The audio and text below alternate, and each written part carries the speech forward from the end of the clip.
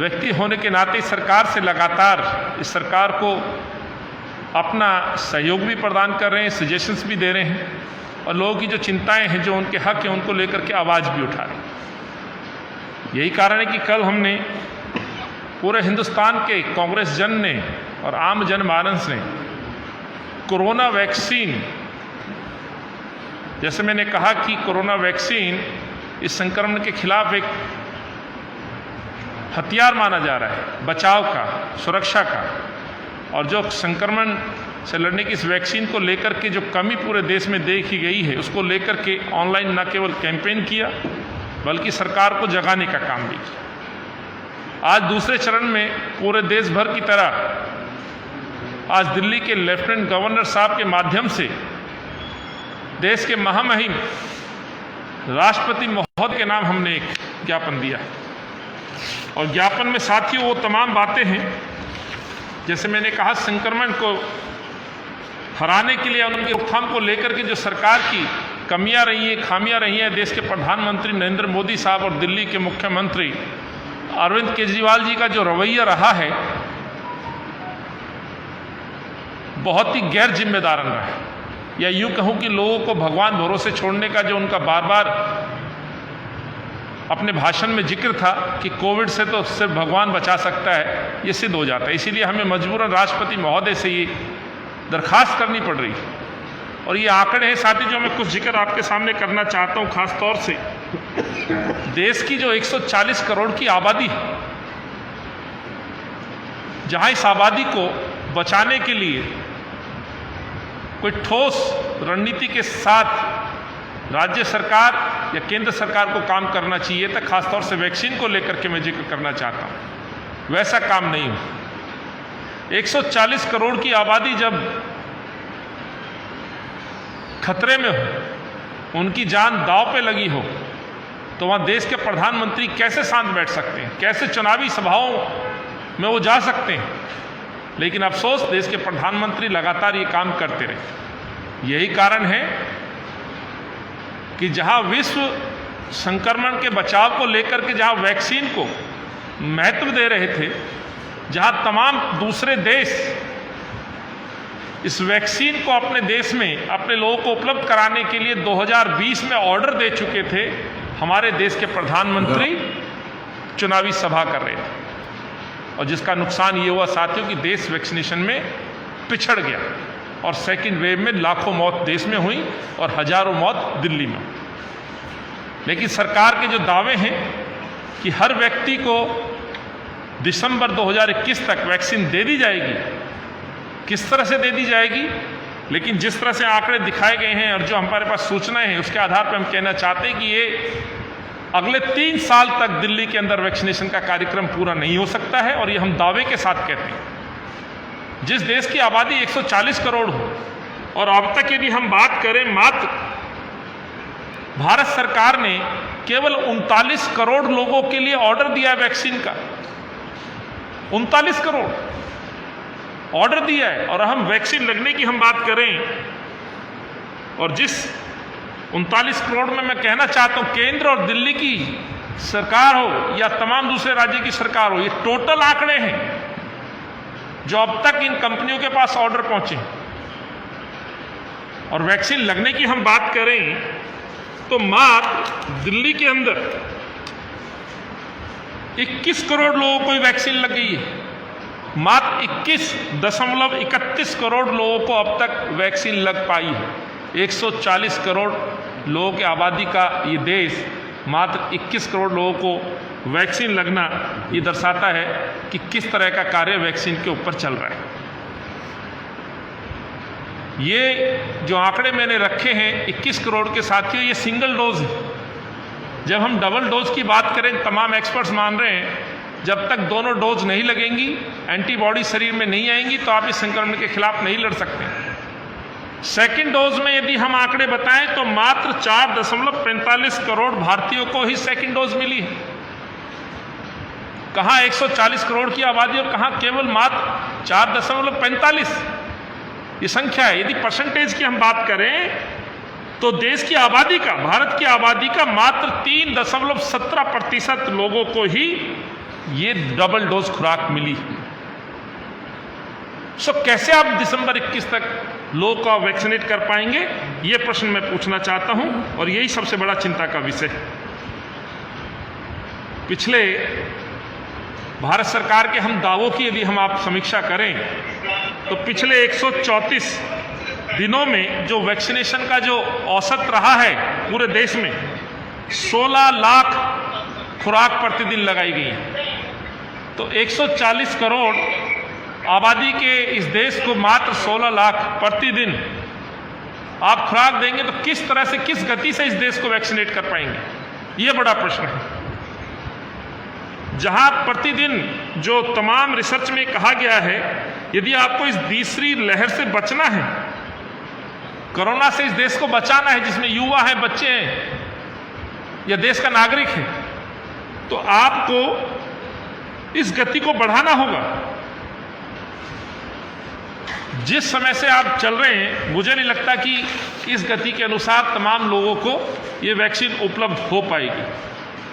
लेकिन मोदी जी और भारत सरकार के जो दावे हैं कि नहीं हम लोगों को वैक्सीन पहुंचा पाएंगे, कंपनियों ने साफ तौर पे मना कर दिया, ऑर्डर समय पे दिया नहीं।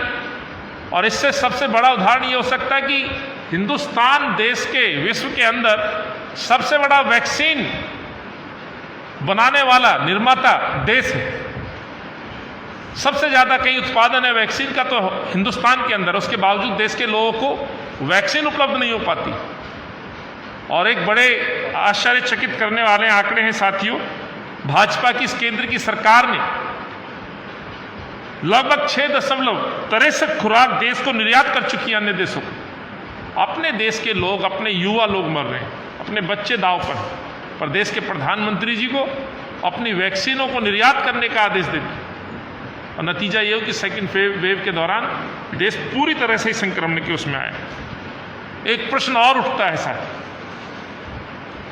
जिस तरह से दिल्ली में आप साथियों ने भी देखा होगा और हर आदमी चर्चा कर रहा है, सरकारी वैक्सीनेशन सेंटर्स बंद हैं। दिल्ली के मुख्यमंत्री बयान देते हैं भ्रष्टाचार की, आरोप लगाते हैं। एक मैं कहना चाहता हूं दिल्ली के मुख्यमंत्री अरविंद से, ये बहाना बनाने छोड़े, जिम्मेवारियों से पल्ला झाड़ करके भागना बंद करें। भ्रष्टाचार को आप खत्म करने की बजाय बढ़ावा दे रहे हैं। अन्यथा डिजास्टर मैनेजमेंट एक्ट आपदा के इस समय में जो आपको यह अधिकार देता है कि सरकार अपनी उन शक्तियों का प्रयोग करे, कहीं पे भ्रष्टाचार हो रहा तो उस पर लगाम लगाई जा सकती है, कहीं रेट्स में डिफरेंस है तो उस पर भी कैपिंग लगाई जा सकती है। और ये हुआ भी है। याद होगा जब RT-PCR टेस्ट के रेट 4,500 से लेके 5,000 प्राइवेट अस्पताल चार्ज कर रहे थे, उस समय भी सवाल उठे थे, कोर्ट ने भी प्रश्न पूछे थे, और वो घटते घटते आज 800 रुपये रेट हो गए। सो वैक्सीन के रेट्स के बारे में मैं चर्चा करना चाहता हूँ। जो निर्माता कंपनी है वो भारत सरकार को 150 रुपये में निर्यात, माफ कीजिएगा 150 रुपये में वो वैक्सीन देती हैं प्रति डोज। स्टेट गवर्नमेंट को 600 रुपये में देती है, प्राइवेट अस्पताल को अन्य रेट में देती है। तो देश के प्रधानमंत्री से मैं पूछना चाहता हूं कि ऐसा आपने खुला बाजार क्यों रखा हुआ है, जब देश और विश्व पूरा संक्रमण के खिलाफ लड़ रहा है? तो क्या ऐसा नहीं होना चाहिए? यदि भारत सरकार को 150 रुपये में वैक्सीन उपलब्ध कराई जा रही है तो एक चीज तो मान के चलिए कि जो उस पर कॉस्टिंग है, बनाने वाली जो कंपनी है, उसको कहीं नुकसान नहीं है। लेकिन जब प्रदेश की सरकार पे आते हैं तो सीधा वो रेट 600 रुपये हो जाता है। आखिर 600 रुपये किस चीज के लिए? इतना बड़ा गैप, 450 रुपये प्रति डोज फिर से बढ़ोतरी, किसको फायदा पहुंच रहा है? क्या मामला है? जब प्राइवेट सेक्टर को देने की बात आती है तो उसमें और कीमतें बढ़ जाती हैं। कहीं ऐसा तो नहीं कि मिली भगत से इस देश की जो जनता है उसको लूटने का काम केंद्र की सरकार कर रही है, मोदी सरकार कर रही है? यही कारण है कि इन प्रश्नों के साथ साथ हम ये भी कहना चाहते हैं सरकारों से, इस पर कैपिंग होनी चाहिए। निर्माता कंपनी यदि सरकार को 150 रुपये में डोज दे रही है तो राज्य सरकारों को इतनी महंगी डोज क्यों? और दिल्ली के मुख्यमंत्री जो दावा करते हैं वैक्सीन को लेकर के, तो मैं दिल्ली के मुख्यमंत्री से भी सवाल पूछना चाहता हूं। आपके मंत्री शिक्षा मंत्री हो, स्वास्थ्य मंत्री हो या स्वयं दिल्ली के मुख्यमंत्री हो, एक तरफ बयान देते हैं, प्राइवेट अस्पतालों पर आरोप लगाते हैं, तो दूसरी तरफ 26 मई को अरविंद केजरीवाल विकास मॉल द्वारका में जाकर के ड्राइव थ्रू वैक्सीनेशन का इनॉग्रेशन करते हैं। दिल्ली की जनता को ये संदेश देते हैं कि वहां जाइए, इंजेक्शन लगवाइए और 1600 रुपये पे कीजिए। 27 मई को मनीष सिसोदिया जी सिलेक्ट सिटी मॉल जाते हैं, वहां पे इनॉग्रेशन करते हैं। आखिर हो क्या रहा है? क्या गरीब आदमी को वैक्सीन लेने का अधिकार नहीं है? क्या झुग्गी स्लम एरिया में रहने वाला वो व्यक्ति, युवा 18 से 44 का हो या 44 से ऊपर का हो, क्या उसको ये अधिकार नहीं है कि उसको सरकार मुफ्त में ये वैक्सीन उपलब्ध कराए? क्या ये वैक्सीन केवल उन लोगों के लिए रहेगी जिनके पास अपना व्हीकल है, अपनी मोटर कार है, कि वो आइए गाड़ी में बैठ के और अपना इंजेक्शन लीजिए, पे कीजिए, घर जाइए? क्या ये सरकार उनके लिए सोचेगी जिनके हाथ में एंड्रॉयड फोन नहीं है, जो घर से रजिस्टर नहीं करा सकते, जो कार लेकर के ड्राइव थ्रू में नहीं लग सकते लाइन में? क्या उनके लिए वैक्सीन उपलब्ध नहीं हो सकती है?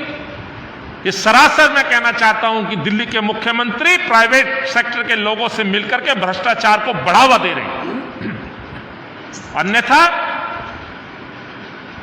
जब सरकारी सेंटर में फ्री वैक्सीन उपलब्ध हो सकती है तो ये इस तरह के कैंपेन को क्यों प्रचार प्रसार में लगे हुए हैं और फिर आरोप लगाना? इसलिए हमारी ये मांग है, डिजास्टर मैनेजमेंट एक्ट, आपदा एक्ट के तहत दिल्ली सरकार तुरंत एक्शन लेना चाहिए। प्राइवेट अस्पतालों को दिए गए कोटे को तुरंत अपने अधीन लेना चाहिए। या तो अपने वैक्सीनेशन सेंटर्स के ऊपर लोगों को मुफ्त में वैक्सीन उपलब्ध कराए, या फिर प्राइवेट अस्पतालों के आदेश दिया जाए कि इस आपदा में मुनाफाखोरी नहीं, सेवा भाव दिखाना होगा, और जो उनकी लागत है वो लागत दिल्ली सरकार प्राइवेट अस्पतालों को पे करे। और ये मुख्यमंत्री का मैं समझता हूं आदेश आना चाहिए, खासतौर से उन तमाम बड़े अस्पतालों को तो खासतौर से निर्देश जारी होने चाहिए जो अस्पताल सरकार के द्वारा अलॉट किए गए हैं, डीडीए से जिनको सस्ती दरों पर जमीन दी गई है। आखिर किस तरह से वो मुनाफा कमा सकते हैं? आज ईडब्ल्यूएस के बेड्स पे कोई ईडब्ल्यूएस का पेशेंट भर्ती नहीं है कोरोना में, आप उनको वैक्सीन भी उपलब्ध नहीं करा रहे हैं। तो अरविंद केजरीवाल प्राइवेट अस्पताल के कोटे में जो उनकी लागत है पे करे, प्राइवेट अस्पतालों को निर्देश दे कि हर गरीब आदमी जिसको आवश्यकता है इस वैक्सीन की, हर किसी को आवश्यकता है, तो वैक्सीन की कमी का बहाना बना करके सरकारी सेंटर्स को बंद कर देना और उसके बाद प्राइवेट अस्पतालों पे लोगों को भेजने के लिए मजबूर करना, इसको सरकार बंद करे, सहूलियत मुहैया कराए और अपने आपदा एक्ट के तहत अधिकारों को प्रयोग करे और लोगों को सेवा प्रदान करे। घर घर वैक्सीन पहुंचने की नीति बननी चाहिए थी। हमने कहा था, आप दिखावे के लिए कुछ आपके कार्यकर्ता पोस्टर लगाते हैं, वैक्सीन उपलब्ध है नहीं। जहां इंतजार में लोग बैठे हैं कि मेरी वैक्सीन कब मिलेगी, कब मुझे संक्रमण के खिलाफ लड़ने की ताकत मिलेगी, अधिकार मिलेगा, वो तो आप दे नहीं पाए। आपकी इन कमजोर नीतियों की वजह से पहली डोज लेकर के बैठे हुए वो लोग जिनको सेकंड डोज मिलनी है, कहीं ना कहीं उनकी पहली डोज भी दांव पर है, वो डोज भी खराब होने की कगार पर है। तो सरकार को उस पर भी ध्यान देना चाहिए। आपने घर घर वैक्सीन, याद होगा साथियों, इस देश से यदि पोलियो को खत्म किया गया तो घर घर जाकर के लोगों को, बच्चों को, छोटे बच्चों को ड्रॉप पिलाई गई।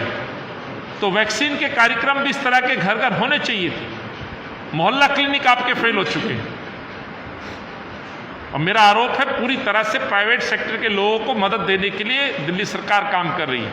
इसीलिए आपने इस तरह की नीति तो बनाई नहीं, लेकिन घर घर शराब पहुंचाने की नीति को लेकर के आप जरूर आए हैं। उसका लिए कांग्रेस पार्टी बार बार विरोध करती रही है। और अंत में कहते हुए इसी तमाम मांगों को लेकर के हमने देश के प्रधानमंत्री से वैक्सीन के इस अधिकार को लेकर के कि देश के अंदर यदि आपको इस बीमारी से लड़ना है तो प्रतिदिन 1 करोड़ लोगों को आपको वैक्सीन उपलब्ध करानी पड़ेगी, लगानी पड़ेगी।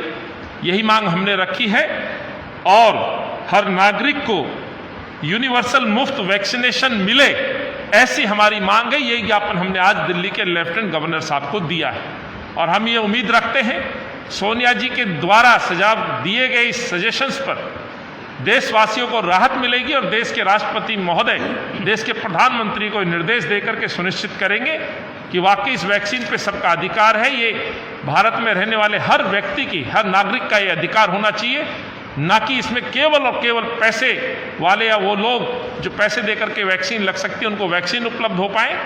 तो समानता वाले अधिकार का भी कहीं ना कहीं इस देश में हनन हो रहा है। यही मांग हम लेकर के आज लेफ्टिनेंट गवर्नर साहब के पास गए थे। साथ ही एक दूसरा विषय है जो लगातार कांग्रेस पार्टी इस कोविड के समय में मांग करती रही है और इस लॉकडाउन के दौरान जो गरीब वर्ग है, खास तौर से हमारे J and slum unauthorised colonies में रहने वाला वर्ग, मजदूर वर्ग, जो दिहाड़ी मजदूर है या सुबह निकलता है शाम को 2 रोजी रोटी का जुगाड़ करके घर लौटता है, उनको लेकर के जो कांग्रेस पार्टी निरंतर सुझाव देती रही थी उस पर देर से ही सही लेकिन सरकार की नींद खुली है।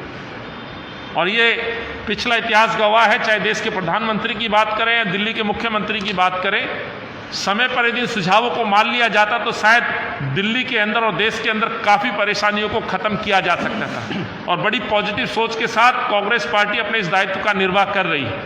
यही कारण था हमने जो मांग रखी कि हर परिवार एक मिल गई है, दूसरी के लिए इंतजार है। तो ये गंभीर विषय है जिस पर आज राष्ट्रपति को प्रेषित ज्ञापन अध्यक्ष महोदय के नेतृत्व में कांग्रेस पार्टी ने आज दिया है उपराज्यपाल महोदय के माध्यम से।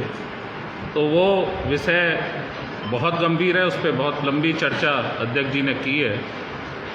एक और बात जिस पर उन्होंने गंभीरता दिखाई कि दिल्ली में बंद है,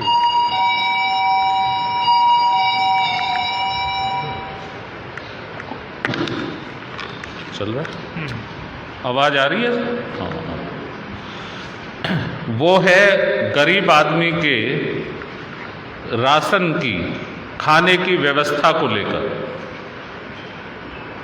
ये सरकार जो केंद्र में और दिल्ली में है वो कहीं ना कहीं लोगों का भरोसा अतीत में खो चुके हैं। जिस तरह की प्रचार प्रसार की सरकारें ये चल रही हैं, इन सरकारों ने घोषणाएं तो बहुत की हैं, प्रचार भी बहुत किया है अपनी घोषणाओं को लेकर, लेकिन जब क्रियान्वयन का बात आती है, जब उस इम्प्लीमेंटेशन की बात आती है तो सरकार फेल नज़र आती है। तो अतीत को लेकर जो भरोसा नहीं कर पा रही है दिल्ली की जनता के, अब जो घोषणा की है देर से ही सही, 19 अप्रैल से इस दिल्ली में लॉकडाउन लगा और कांग्रेस ने, दिल्ली कांग्रेस ने लगातार ये मांग की कि गरीब आदमी को राशन मुहैया कराया जाए, गरीब आदमी को रोटी की सुविधा मुहैया कराई जाए। आज लगभग 1 महीने बाद केजरीवाल साहब ने 19 मई को ये घोषणा की कि हम दिल्ली के लोगों को, कार्डधारियों को, जिन पर कार्ड नहीं भी है, उन्हें राशन मुफ्त में देने की घोषणा उन्होंने की थी। आज कई दिन उस बात को भी बीत गए, दिल्ली में लॉकडाउन को 1.5 महीना हुआ है। आज 4 जून को हम बात कर रहे हैं, उनकी घोषणा से भी आज 14 दिन आगे निकल गई है सरकार। कल से उन्होंने कहा है कि हम ये राशन लोगों में बंटवाएंगे, लेकिन जो राशन वो बंटवाएंगे उसकी जो प्रक्रिया है उसको लेकर कांग्रेस के, दिल्ली कांग्रेस के बहुत महत्वपूर्ण कुछ सवाल हैं उनसे। क्योंकि पहली बार जब राशन के लिए बिना राशन कार्डधारियों को राशन देने की बात आई थी कि गरीब आदमी को रोटी से बचाना है, उसको भूख से बचाना है, उसको परेशानी से बचाना है, उसको उसके प्रति मानवीय चेहरा सरकारों को सामने रखना चाहिए, तो सरकार की जिम्मेदारी है कि हर नागरिक की हिफाजत और उसको रोटी मुहैया कराने की, बेसिक जो नीड है उसको मुहैया कराने की सरकार की जिम्मेदारी है। लेकिन अभी तक तो सरकार फेल है। अब घोषणा जो हुई है उसमें पहला सवाल यह है कि पिछली बार 60 लाख लोगों के लिए इस घोषणा को कहा गया था। अब माननीय मंत्री जी ने, अरविंद केजरीवाल जी की कैबिनेट के मंत्री जी ने घोषणा की है 2 लाख लोगों को हम ये राशन देंगे। तो पहले तो कांग्रेस का सवाल है कि कितने लोगों तक पहुंचाने की उनकी नीयत है, क्योंकि इस पे एक नीति और नीयत स्पष्ट होनी चाहिए सरकार की।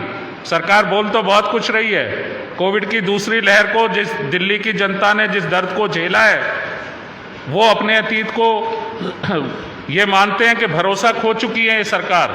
आज घोषणा है, कल क्या होगा पता नहीं। ऑनलाइन प्रक्रिया को ख़त्म कर दिया गया, ऑन द स्पॉट रजिस्ट्रेशन की बात इस राशन की पद्धति में बात है कि हम राशन देंगे, ऑनलाइन नहीं। आप अरे ऑनलाइन को भी जारी रखिए, कांग्रेस ये कहना चाहती है ऑनलाइन को भी जारी रखिए। आप अगर ऑन द स्पॉट की बात करेंगे, कल से राशन की बात करेंगे, तो वहाँ गरीब आदमी कितनी बड़ी संख्या में जिन स्कूलों के लिए आप कह रहे हैं वहाँ कैसी व्यवस्था होगी, इस पर बहुत बड़ा प्रश्न चिन्ह है। आप कैसे डिस्ट्रीब्यूशन कर पाएंगे? कोविड की जो सबसे बड़ी परेशानी है, कोविड महामारी के दौरान कैसे वहाँ डिस्टेंस मेंटेन होगा, कैसे वहाँ लोगों को आप आने से रोक सकते हैं? वहाँ भीड़ बढ़ेगी, वहाँ बड़ी संख्या में लोग एक दूसरे को आगे पीछे होंगे, धक्का मुक्की हो सकती है। तो हमारा ये कहना है कि ऑनलाइन भी जारी रखें और ऑन स्पॉट भी रजिस्ट्रेशन, इसके लिए ऐसी व्यवस्था हो कि जो कम से कम परेशानी में गरीब आदमी को राशन मिल सके। अब दूसरा सवाल है कि 7 मई तक आपने लॉकडाउन बढ़ा दिया है और आप 5 मई को राशन देने की बात कर रहे हैं। गरीब आदमी जिस स्कूल में राशन के लिए जाएगा, क्या उसको आपने पास मुहैया कराया है? वो तो डर है उसके अंदर, अगर वो बाहर जाएगा उसको कहीं भी रोक के कह देंगे आप वापस जाइए, तो उसको कैसे आप रोकेंगे, कैसे आप उसको वहाँ तक पहुँचाएंगे? इसके लिए आपको कोई प्रक्रिया तय करनी चाहिए थी और उसकी घोषणा करनी चाहिए थी कि भाई बिना पास आप जा सकते हैं, क्या लेके आपने जाना है। अब इन्होंने वहाँ पर एक सवाल और लगा दिया कि आधार कार्ड हो, अनिवार्यता कर दी, आधार कार्ड कंपलसरी कर दिया। दिल्ली की कांग्रेस ये कहना चाहती है कि राशन कार्ड हो, आधार कार्ड हो या और भी कोई सरकारी प्रूफ अगर उस पे है दिल्ली में रहने का, तो उस हर नागरिक को राशन दिया जाए। ये जरूरी नहीं है कि उस पे आधार कार्ड दिल्ली का हो तभी आप उसको राशन देंगे।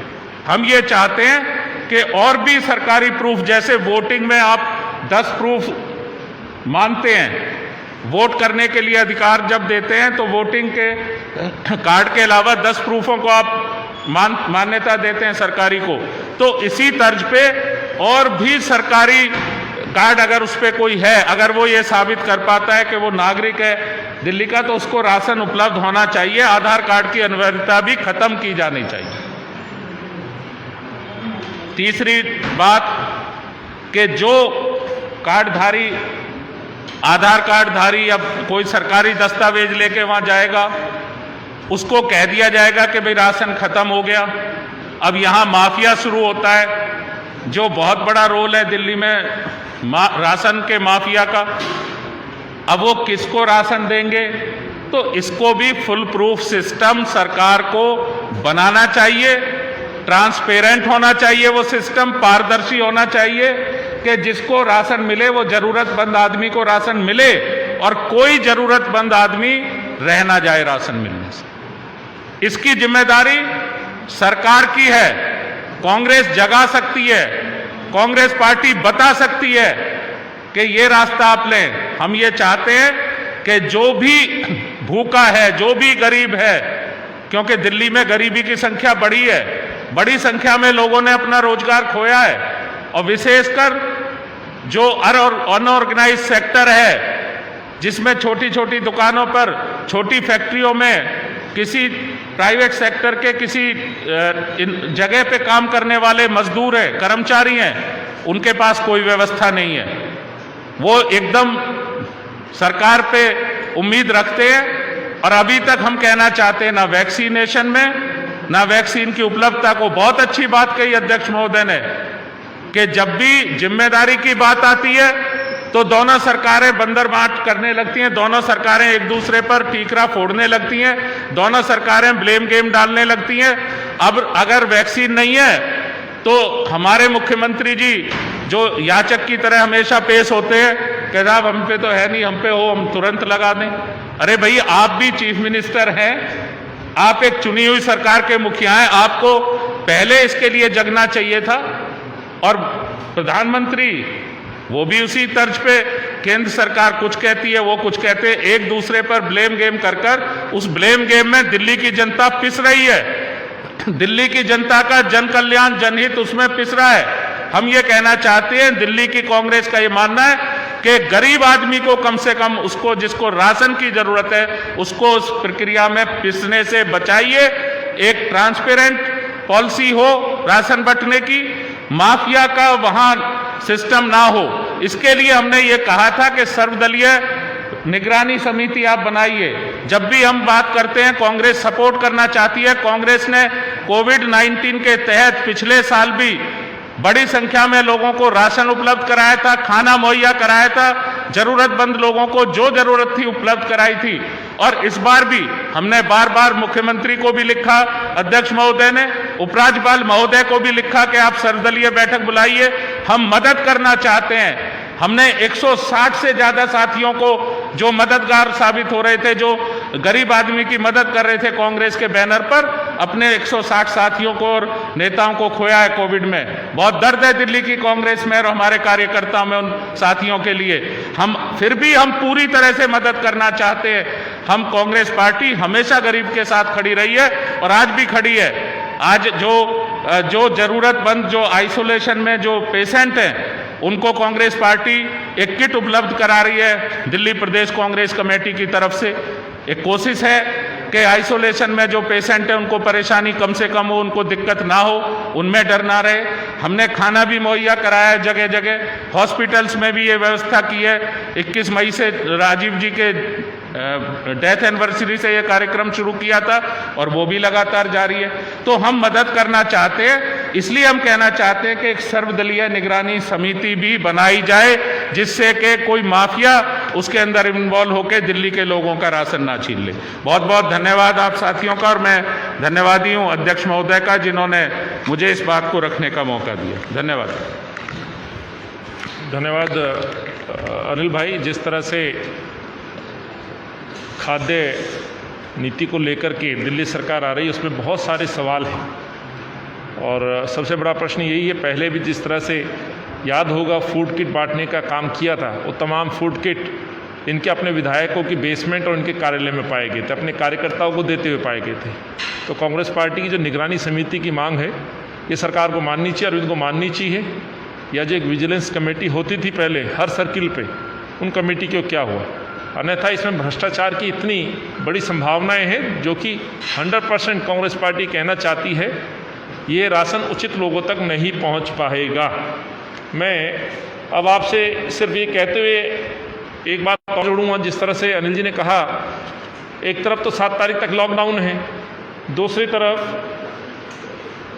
तरफ आप कह रहे हैं कि चालान, दूसरी तरफ कह रहे हैं कि आप स्कूलों में जाइए राशन मिलेगा। हर वार्ड में एक स्कूल को बनाया जा रहा है सेंटर। प्रश्न ये उठता है, जब आदमी अपने घर से निकलेगा तो स्वाभाविक है उस सेंटर से घर तक की दूरी होगी। और अब तक जो हमारे पास आंकड़े हैं, लॉकडाउन के दौरान जो चालान किए गए हैं, जो चाहे एमसीडी हो या दिल्ली सरकार हो या दिल्ली पुलिस हो, कल हमने इसमें अपनी बात रखी थी और हमने कहा था कि लोगों को इस महामारी में परेशान करने की बजाय अवेयर किया जाए।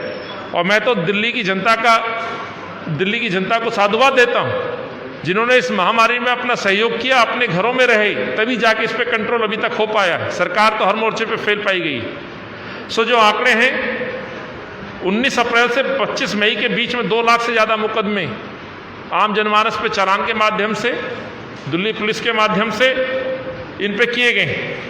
जिला की जो कमेटियां निगरानी, इन्होंने दिल्ली सरकार के जो वॉलंटियर्स और एसडीएम एडीएम लगा रखे, तहसीलदार लगा रखे, लगभग 97,300 के आसपास लोगों के चालान किए गए। एमसीडी ने 6,480 के करीब, और चालान के रूप में 2,000 रुपये की एक भारी रकम दिल्ली की जनता से वसूली जा रही है।